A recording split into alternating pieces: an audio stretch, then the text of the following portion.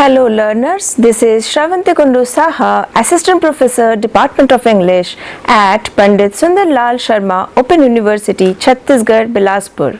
I welcome you all to the virtual class. Today we are going to read Alexander Pope's famous mock epic, The Rape of the Lock, published in 1712. We are about to start a lecture on Alexander Pope's famous mock epic, The Rape of the Lock, published in 1712. This is an introductory video on the text.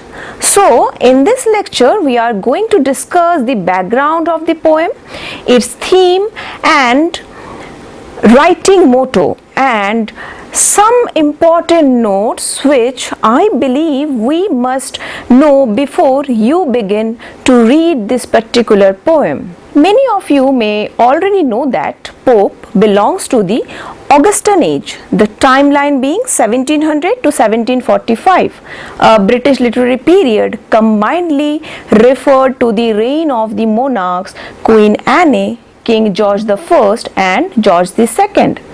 The Augustan age, with a degree of association, refers back to the age of Roman Emperor Augustus, when literature and in particular poetry became more mannered, political and satirical. Alexander Pope was a very unique man, and the entire age is known after him as the Age of Pope. So, definitely he was a prominent figure, but ironically in his personal life he suffered numerous health problems, including tuberculosis, which resulted in huge humpback. This was diametrically opposite to what we see in his writings. Some notable works of Alexander Pope are here mentioned in the slide for your reference. Alexander Pope was diagnosed with a very debilitative condition which affected his growth.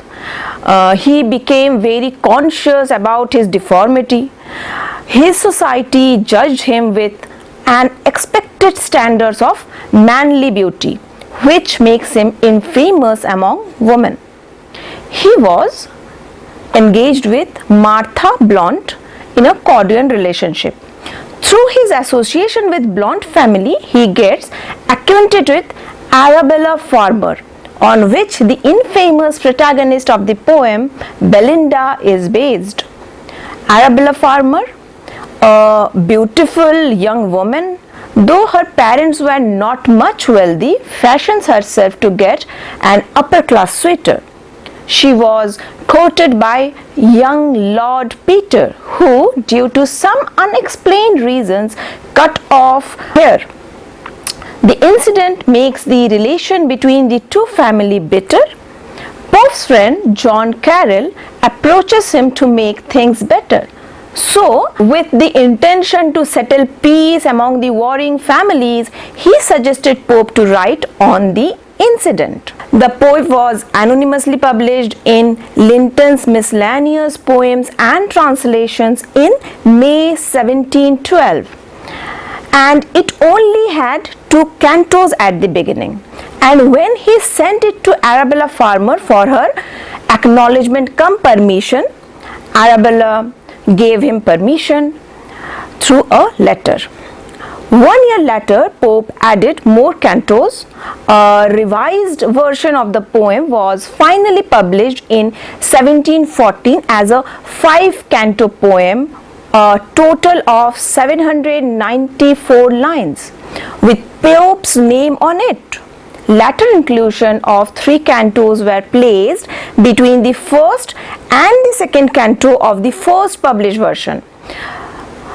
The poem fits in the genre of mock epic, which is a style of writing famous in that age. Through the reading of Paradise Lost, we understood the definition of an epic. An epic is a long narrative poem recounting the heroic deeds. A grand figure of the hero, his equally grand speeches, gods, divine interference, all together forms an epic. But when an author takes the subject of a poem from the cutting of a lock of a lady and treats it in a highly inflated manner, the whole effect ends up into a mockery. It's like killing a mosquito with a gunshot. The reaction of awe in mock epic creates humor and laughter. The mock epic is also called mock heroic form of satire that adapts the elevated heroic style of the classical epic poem to a trivial subject. In this slide, many other important characteristics of mock epic is also prescribed for your help. Pope, in this particular poem, uses the Rosicrucian doctrine. The name Rosicrucian is from the words Rosa and crux, referring to the general symbol of a rose placed in the center of a cross. In this symbol, the rose reflects silence and the cross symbolizes salvation, which teaches mankind the love of God and the beauty of brotherhood. According to this doctrine, the four elements are air, water, fire and earth are inhabited by sylphs, nymphs, gnomes and salamanders. In a mock heroic poem, these supernatural elements are the powerful gods who help their acolytes to take revenge on them who had disrespected them. Pope uses this doctrine and brings a slight change in it. Pope uses the supernatural machinery to critique the situation.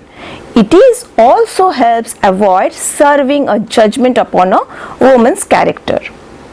Further, the machinery conveys splendor and wonder to the actors and action in the narrative. The sylphs are not only the shiny creatures in the poem, rather they help Pope to represent the absurdity of the charming social customs.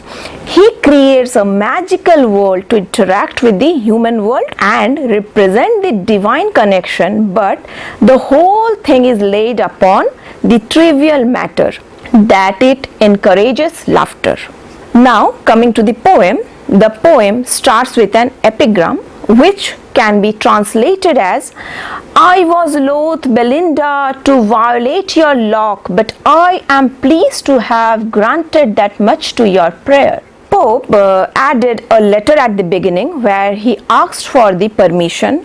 This particular letter was written after Pope had decided to include 3 more cantos, and he explained his intentions to avoid any kind of preempting effect. Here, Pope also dismisses the modern ladies as well as the ancient poets.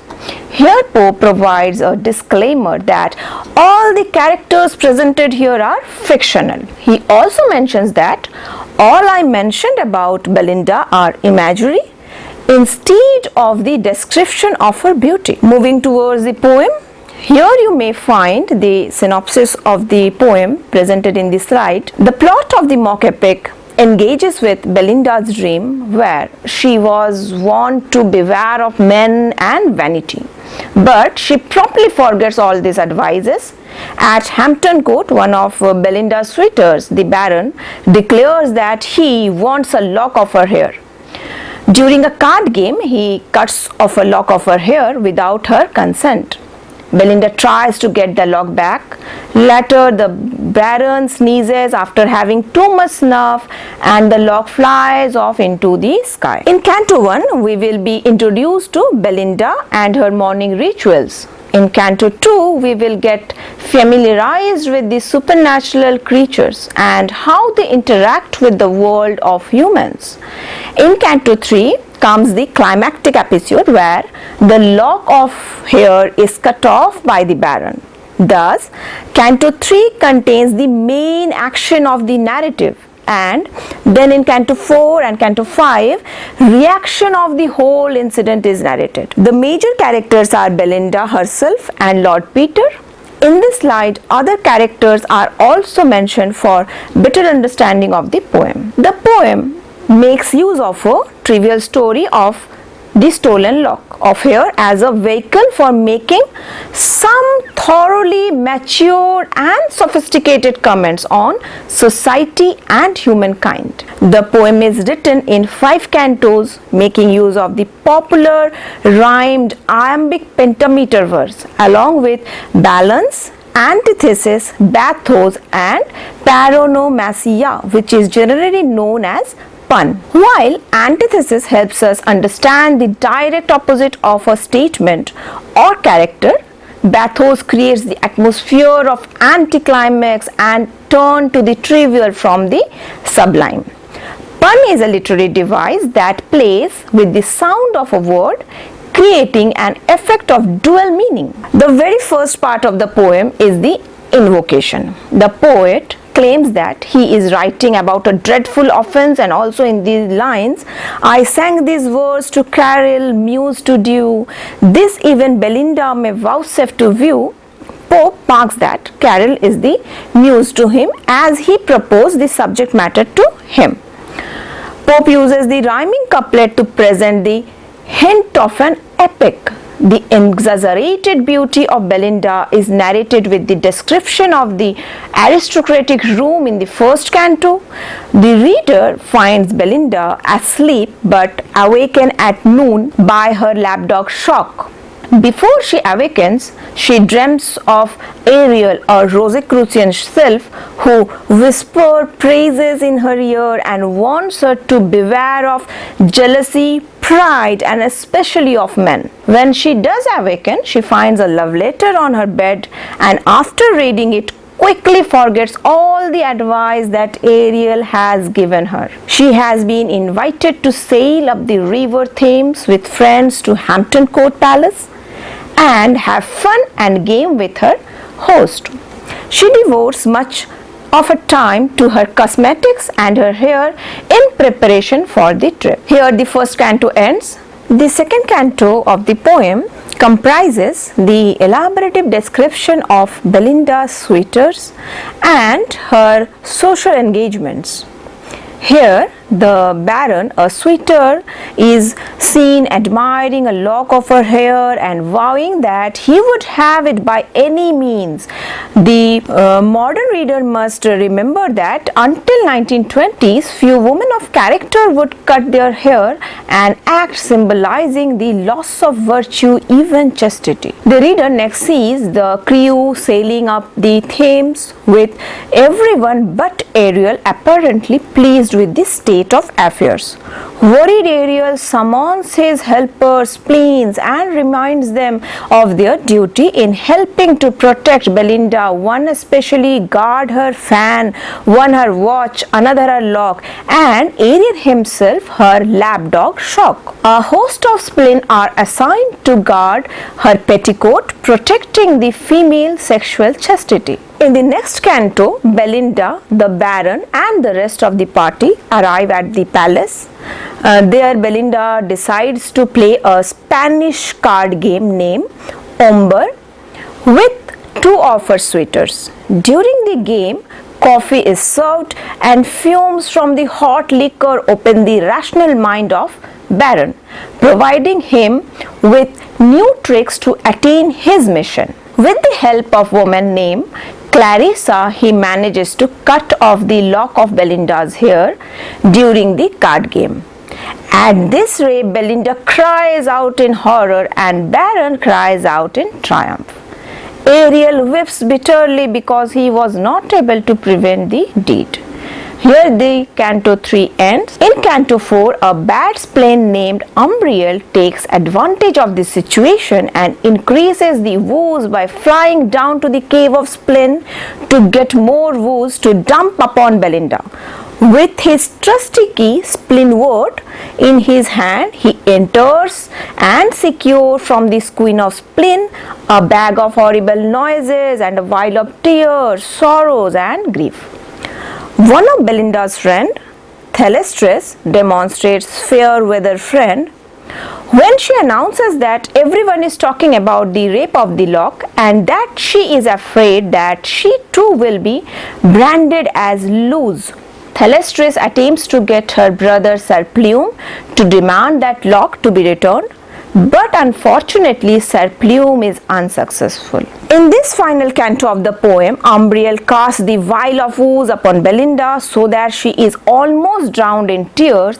She longs for simple country life. Clarissa, that one who helped the Baron earlier in his successful venture, gives an interesting moral sermon about vanity and age and need of women to use good sense in the battle of sexes. An elaborative description of the Battle of Teacup is also presented to mark the satire.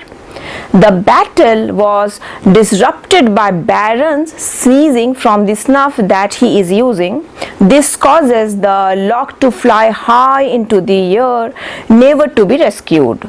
Some think that the lock has gone to the moon, where love letters and love tokens find themselves eventually, but others think that the lock became a star. So, summarizing the poem, we can see that it is a wonderful example of burlesque, and Pope, using the weapon of satire, proclaims through the character of Clarissa the importance of reason. Most importantly, Pope, through the idea of Locke becoming a star, ensures the immortality of Belinda's beauty and his own creation. Further, some important topics for further study are here enlisted for your help. So that was all for today, and I am really grateful to all of you. We have discussed Pope's Rape of the Lock, and soon we will meet again with another video. Till then, stay happy. Thank you for watching.